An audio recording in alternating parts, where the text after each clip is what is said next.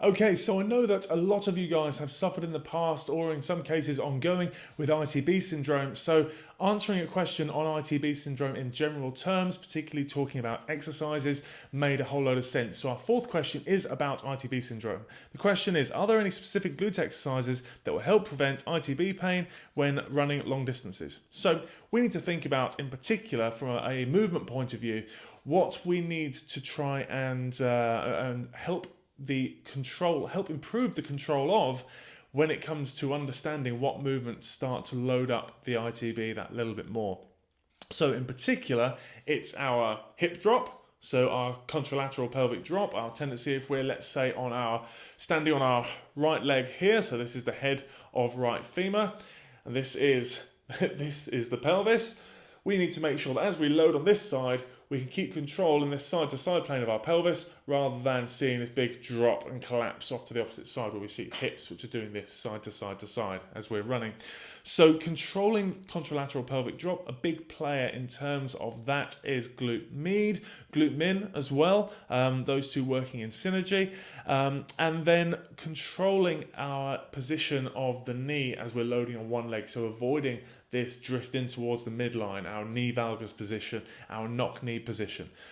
Both those factors are largely implicated in putting stress and strain through the iliotibial band, the ITB. So if we think about as we drop the pelvis to one side, the ITB down the side of the thigh is going to be mechanically kind of almost cantilevered over the outside of the hip as its insertion through glute max, through TFL up around the outside of the hip is moved away from its origin around the outside of the knee.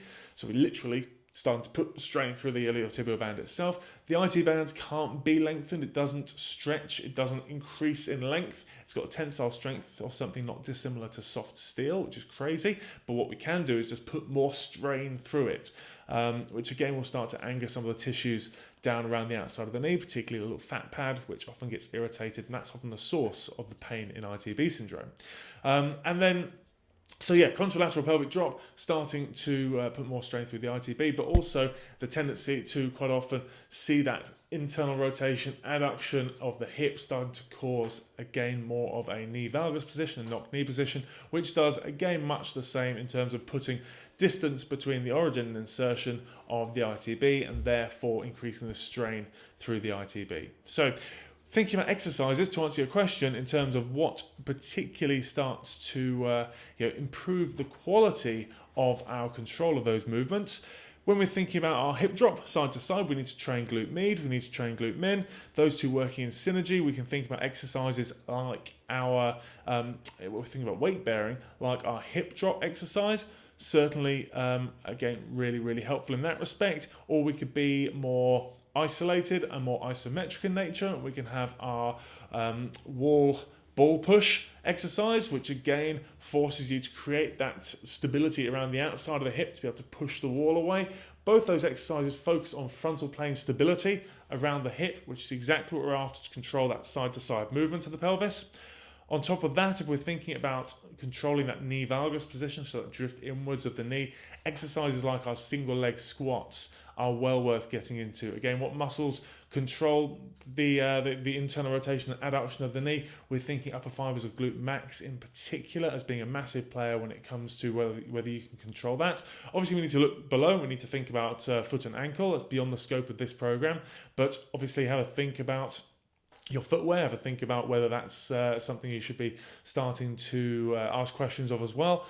But again, as I said, exercises like single leg squats in the program are fantastic for that, doing them in front of a full length mirror. Single leg deadlifts as well. As we're going through the exercise, making sure that the knee stays dead straight the whole time through. We're not seeing that drift in.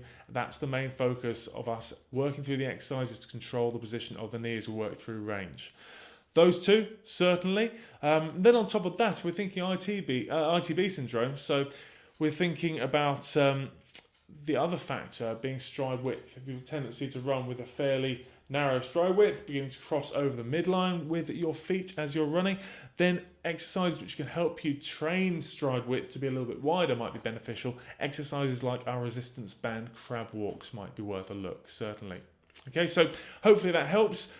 These, again, are all exercises we've got within the program, so hopefully that makes sense, adds a bit of context. Well worth spending a bit of time on, especially if you know that ITB syndrome is something that you've dealt with in the past. Hope that helps.